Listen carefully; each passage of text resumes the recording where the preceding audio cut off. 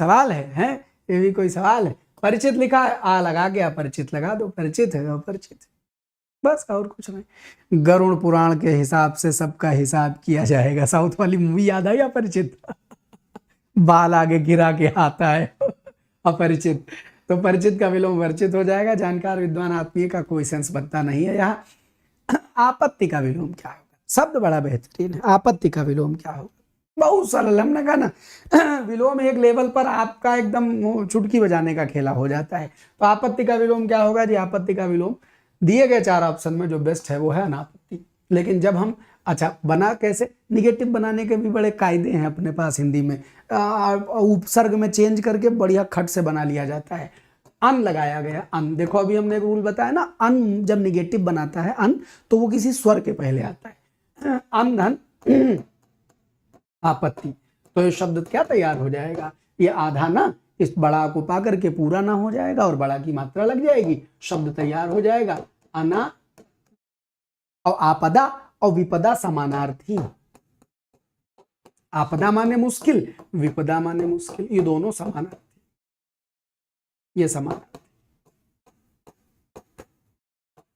अच्छा मास्टर साहब, अगर इसका विलोम मान लीजिए विपदा या आपदा का लिखना हो तो बड़ा गजब शब्द होता है संपदा।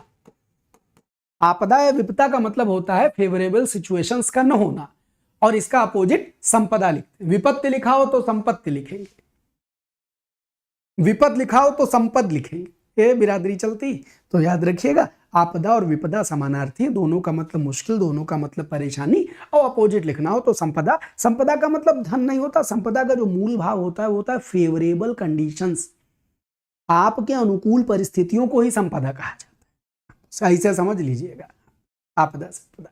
आइए आगे, मतलब देखिए एक होता है शब्द का फील, एक होता है शब्द का ऋण प्रयोग। शब्द का ऋण प्रयोग तो रुपया पैसा, संपदा माने धन दौलत सोना चांदी रुपया पैसा, ये सब कुछ संपदा है। नौकर चाकर सब मिला दें तो इसको जैसे विस्तार देते हैं, तो विस्तार देते हैं तो अनुकूल परिस्थितियों के लिए ही संपदा शब्द का इस्तेमाल किया जाता है। आइए आगे बढ़ते हैं। पूर्ण का विलोम क्या होगा? पूर्णमदः पूर्णमिदं पूर्णात् पूर्णमुदच्यते पूर्णस्य पूर्णमादाय पूर्णमेवावशिष्यते पूर्णस्य विलोमम किम? गुरुजी पूर्ण माने पूरा, तो विलोम क्या हो जाएगा? आधा हो जाएगा, आधा। लेकिन आधा लगाएं कि अर्ध लगाएं? अर्ध लगाएं, रूल अभी बताया है। तत्सम का विलोम तत्सम। पूर्ण अगर संस्कृत शब्द है तो विलोम में संस्कृत खोजो। आधा लिखा है तो पूरा लिख दो, चलेगा। अर्थ लिखा है अनर्थ लिख दो, चलेगा। अधूरा लिखा है तो भी पूरा लिख दो, चलेगा। लेकिन अगर पूर्ण लिखा है तो अर्ध ही लिखना चाहिए। क्या है? दोनों संस्कृत का जोड़ा लगा। हाँ, न लिखा होता गुरुजी अगर अर्ध, मान लो न लिखा होता तो क्या लगाते? तो आधा लगाते, पक्का लगा देते, कोई दिक्कत नहीं। लेकिन अगर बिरादरी और अर्थ दोनों मिले तो प्रायोरिटी बिरादरी प्लस अर्थ को देनी। आगे धरती का विलोम क्या होगा? तो वही आपकी प्रचलित का खेला चलेगा। धरती विलोम बादल? नहीं गुरुजी। धरती विलोम नभ? नहीं गुरुजी। धरती का विलोम आकाश? चलेगा। वैसे ये तत्सम शब्द है, वो तद्भव शब्द है। लेकिन धरती आकाश एकदम भयानक भयंकर जोड़े में चल रहा है, आज से नहीं सदा सर्वदा से। आदमी धरित्री बोलता है कहाँ है? धरती आकाश, आकाश धरती, यही चलता है। ठीक। हाँ, अगर अंबर का विलोम खोजना हो तो क्या लिखेंगे? तो फिर अवनी देखें, अवनी देखें। तो हमने कहा ना प्रचलित, एग्जैक्टली वो बिरादरी वाले में प्रचलित नहीं है। वो किस रूप में प्रचलित है जी? वो धरती आकाश के रूप में प्रचलित है, तो फिर धरती आकाश वाला ही जोड़ा लगाएंगे, किसी और जोड़े को नहीं लगाएंगे। इतनी सी बात है।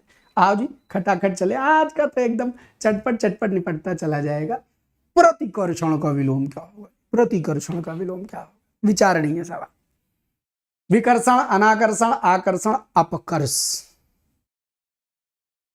क्या लगाएं? तो प्रति, देखो बड़ा गजब शब्द है, इसकी व्याख्या करेंगे तो मजा आ जाएगा। कर्ष एक जो शब्द है, कर्षण इसमें स्मरणा लगा दो तो कर्ष माने खींचना और कर्षण माने खिंचाव। कर्षण का मतलब होता है खिंचाव। सारा खेल इसी कर्ष से है निकला। कर्षण, आकर्षण माने खिंचाव। आप देखिए प्रति जब लगाया तो खिंचाव का उल्टा, ठीक। और वी लगाएंगे तो भी खिंचाव का उल्टा।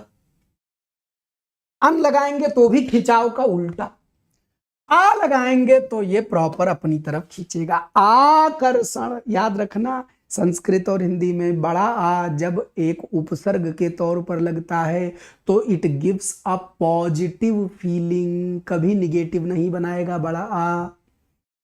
बस बड़ा आ पहचान लियो कि हाँ बड़ा आ अलग से उपसर्ग के तौर पर लगा है, जबरदस्ती बना के ना ले आओ। तो जब आप कहते हैं आकर्षण, आजा आजा, खिंच आ, चला आ, चला आ, आकर्षण, तो आकर्षण माने खिंचाओ। अब उल्टा क्या होगा, ये तीनों इसके अपोजिट, आकर्षण का विलोम अनाकर्षण चलेगा, आकर्षण का विलोम विकर्षण चलेगा, आकर्षण का विलोम प्रतिकर्षण भी चलेगा, क्योंकि आकर्षण माने अपनी ओर खींचना, अनाकर्षण माने उल्टा खींचो, विकर्षण माने उल्टा खींचो, प्रतिकर्षण माने उल्टा खींचो। ये तीनों समानार्थी। आप कंफ्यूज हो जाते, एक किताब में गुरुजी आकर्षण का अनाकर्षण लिखा है, दूसरे में गुरुजी आकर्षण का प्रतिकर्षण लिखा है, तीसरे में आकर्षण का विकर्षण लिखा है। क्या करें, मतलब जानो बच्चा, रटो मत कि गुरुजी इस किताब में तो ये लिखा, उस किताब, अरे जो ऑप्शन में आएगा उसी के अनुसार चुन लीजिएगा। हमने ऑप्शन के अनुसार चुन लिया, अपोजिट लिखा है हमने इसको अब पॉजिटिव बना लिया, खत्म, सारा खेला इसका है। अब इसी में देखिए, इसी कर्ष में उत लगा दो, उत माने ऊपर, उत माने ऊपर और कर्ष माने खींचना, तो उत कर्ष माने ऊपर को खींचो, ऊपर को खींचो। अब विलोम बनाओ, अप माने उल्टा या नीचे, तो अपकर्ष माने नीचे खींचो। देखो उत्कर्ष का विलोम अपकर्ष, अपकर्ष का विलोम उत्कर्ष चलेगा। ये तीनों शब्द आपस में समानार्थी हो जाएंगे और तीनों के अपोजिट के तौर पर आकर्षण लिखा जा सकता है। बहुत सुंदर, बहुत सुंदर। अगले सवाल पर, 8 नंबर सवाल, जय का विलोम क्या होगा। जय विजय दो भाई थे, लेकिन मजे की बात है कि जय विजय अपोजिट नहीं है, जय और विजय समानार्थी हैं। जो जय का मतलब है वही विशेष जय का मतलब है, तो जय और विजय तो समानार्थी हो गए। तो बचा क्या, जय या विजय कुछ भी लिखा हो, दोनों का विलोम सदैव पराजय लिखना। परा क्या करता है, अच्छा कई बार सवाल परीक्षा में पूछ लेते हैं, एग्जामिनर अब तनिक दिमाग लगा के सवाल बनाने लगा। एक बार एक पेपर में देखा था, सवाल लिखा हुआ था कि किस उपसर्ग के लगाने से इसका उत्तर विपरीत अर्थ देने लगेगा। तो परा अपोजिट देता है, अ अपोजिट देता है, अन अपोजिट देता है, वी सामान्यतः अपोजिट देता है, कभी कभी विशेष भी देता है। ये प्रयोग जब आप शब्द विलोम शब्द विलोम शब्द विलोम पढ़ें तो ये नजर डालते हुए पढ़ें। हमारे संग पढ़ें, दिसंबर तक तो मास्टर बना देंगे, ऐसे रोज चले आया करो। तो बस खाली जब हम ये पहचानवाया करें, देखो ये अपोजिट बना रहा है, ये अपोजिट बना रहा है, तो बस खाली ध्यान दे दिया करो, रटने की जरूरत नहीं है, ध्यान दे दिया करो, क्योंकि ये बात हम कई बार कहेंगे और जब बार बार कहेंगे तो खोपड़ी में तुम्हारे कंसेप्ट बैठे जाएगा। तो आप देखिए, जय का विलोम पराजय लगाइए, आगे बढ़िए गुरुजी। स्निग्ध का विलोम क्या होगा। अब सारा खेल क्वेश्चन रटने का नहीं होता है, सारा खेल होता है समझने का कि व्हाट डज इट मीन, मतलब क्या है बच्चा इस शब्द का। तो स्निग्ध माने होता है चिकना। अब चिकनक उल्टा कुछ खुरदरा हो तो चलेगा क्या, दुर्गंध माने खुरदरा, न जानो तुम इसका मतलब। निग्ध माने कुछ खुरदरा पड़े था, फर्जी लिखा है निग्ध। संदिग्ध माने जिसके ऊपर डाउट हो, तो याद वाला नहीं लगाना स्निग्ध, स्निग्ध मतलब वाला लगाना, मतलब वाला। मतलब कह रहा है स्निग्ध माने चिकना, और बाकी 3 ऑप्शन गुरुजी मैचे नहीं कर रहे, तो अस्निग्ध माने जो चिकना। वैसे स्निग्ध के लिए आपने रट रखा है रूक्ष खुरदरा, स्निग्ध रूक्ष रूक्ष स्निग्ध, ये रट रखा है, नहीं दिया है क्या फर्क पड़ता, मतलब जानते हैं। नहीं दिया होगा तो मतलब से निकाल लाएंगे। हाँ, फिर कमेंट करेंगे पता नहीं कैसे हिंदी के सवाल सही होने लगे। मतलब मुझे, मैं सच बताऊं, जब आप ऐसे कमेंट करते हो तो मुझे अच्छा लगता है। और आप जानिए कि ये अनइंटेंशनली नहीं हो रहा है, your software has been updated. हाँ, और जो लोग नए जुड़ रहे हो वो आओ, रोज चले आया करो 9:30 बजे, ऐसे सॉफ्टवेयर अपडेट हो जाएगा। चलो अगले साल बढ़ते हैं।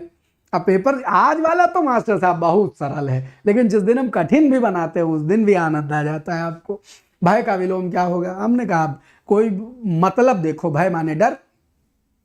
अब दिए गए ऑप्शन में बिरादरी और अर्थ दोनों मैच करेगा, किससे, निर्दय माने जी के दया न हो, करुण रोने धोने से मतलब निडर भी हो सकता है, लेकिन जब भय लिखा है तो निर्भय लगाएंगे, काहे कि हम किसी और को ढूंढने जाएंगे, हैं? नहीं ढूंढने जाएंगे। अच्छा वैसे एक बात बताएं, कंसेप्ट की बात बता रहे हैं, क्योंकि ये सब सवाल अब शायद एग्जामिनर ना बनावे, लेकिन बने हुए हैं तो क्या कर सकते हैं। मेरी जिम्मेदारी है बताना कि ऐसा भी सवाल मिल जाए तो आप इतने शुद्धता और कंसेप्टवादी न बन जाएं कि आप कोई गड़बड़ आदमियों के बीच जाएं और अपनी शुद्धता की वजह से खारिज हो जाएं। देखिए, भय का जो वास्तविक विलोम है वो साहस होगा, निर्भय नहीं होगा। काहे नहीं होगा? भय संज्ञा है, साहस संज्ञा है। निर्भय का विलोम और भय का विलोम भाई अलग चीज है। मतलब भय संज्ञा है तो भय का विलोम कायदे से साहस होना चाहिए। अब गुरु जी जब साहस नहीं दिया है तो क्या करें? अच्छा मजे की बात जानते हो, साहस दिया हो तो साहस लगाना। अमरनाथ बैठे हैं, कान उमेट के ठीक करवा लेंगे। निर्भय क्या है? यह एडजेक्टिव है, निर्भय व्यक्ति होता है, भय व्यक्ति नहीं होता है। यह एडजेक्टिव है और वो संज्ञा है, संज्ञक विलोम एडजेक्टिव नहीं। अगर ऑप्शन में साहस दिया हो तो फिर साहस ज्यादा अच्छा हो रहेगा, लेकिन ऐसे सवालों में सामान्यतः ये चीजें नहीं रहती हैं और वो प्रचलित परंपरा से आदमी सवाल बनाते समय ध्यान नहीं देता है, तो भय का निर्भय, डर का निडर, इस तरह के जोड़े प्रचलित हैं। लेकिन यही कंसेप्ट में एग्जामिनर खेल जाता है और पूछता है पाप का विलोम। एक ऑप्शन देता है पुण्य, एक देता है निष्पाप, और अगर आप पाप का विलोम निष्पाप लगाए आए तो आपसे गलत हो जाएगा। इस तरीके के सवाल एग्जामिनर अब बना रहा है। तो जब मैं कहता हूं बिरादरी समझो तो समझो, जब आपके सारे सही कंसेप्ट वहां न मैच करें तब आप समझ जाइए एग्जामिनर ने ऐसे बुद्धिहीनतम सवाल बना दिया है, तो उसी की रौ में तैर करके जो आपको बेस्ट लगे वो लगा दीजिएगा, लेकिन कंसेप्ट जान के। पाप, पाप क्या है? संज्ञा है। निष्पाप क्या है? विशेषण। आ चुका है तो पाप का विलोम पुण्य, पाप का विलोम पुण्य। देखो सवाल वो क्या,